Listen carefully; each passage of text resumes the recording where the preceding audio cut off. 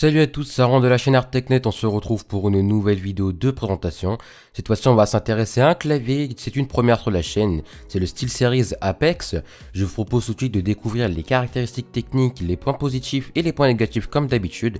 Et il y en aura dans cette vidéo, alors c'est parti pour la présentation de ce magnifique clavier. On commence tout d'abord avec la présentation de la boîte. On retrouve quelques caractéristiques techniques telles que la touche des macros, l'activité des LED. On aura 16,8 millions de couleurs sur 5 zones.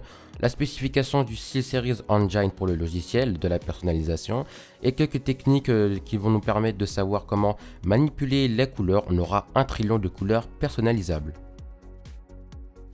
On attaque de suite avec la présentation du bundle. On va retrouver 2 patins en caoutchouc échangeables pour les mettre sur votre clavier. On retrouve un guide d'installation pour installer votre clavier sur votre ordinateur. Donc un guide très simple qui sera en français ou en anglais il me semble, je ne me rappelle plus exactement. Un petit autocollant SteelSeries qui fait extrêmement plaisir puisqu'il est doté d'une très bonne qualité, il sera accolé sur vos objets personnels.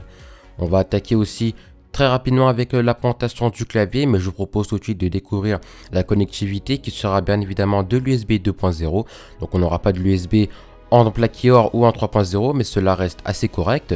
Et on retrouve en entrée deux USB 2.0 avec l'entrée du câble afin de le brancher sur votre ordinateur, et ce sera bien évidemment un câble gainé. Sur le côté droit de ce magnifique clavier, on va retrouver une diode, enfin dirais-je une LED d'activité qui sera bien évidemment personnalisable via le logiciel fourni avec. On va retrouver cette diode aussi sur le côté gauche. Au-dessus de ce clavier, on va retrouver aussi plusieurs touches macro qui vont être personnalisées. On va retrouver un éclairage, un rétroéclairage pardon, vraiment très propre avec une très forte luminosité. Comme je vous disais, on va parler des macros. Vous allez revoir le M1, MX, MF, MX3. Vous allez en recevoir vraiment pas mal.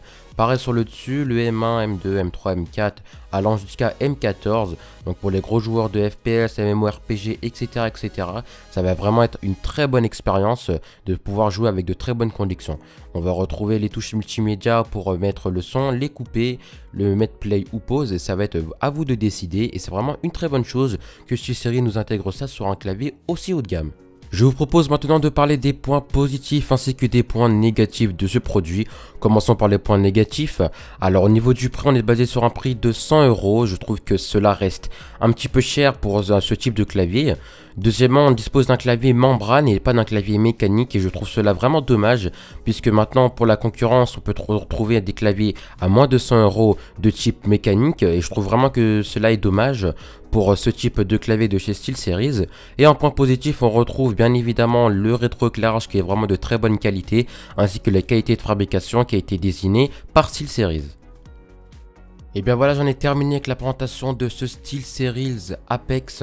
Je vous remercie d'avoir regardé cette vidéo. N'hésitez pas à me dire dans les commentaires si elle vous a plu et dites-moi vos ressentis concernant le produit concerné. En attendant, je vous dis à très bientôt pour de nouvelles vidéos. Salut à tous.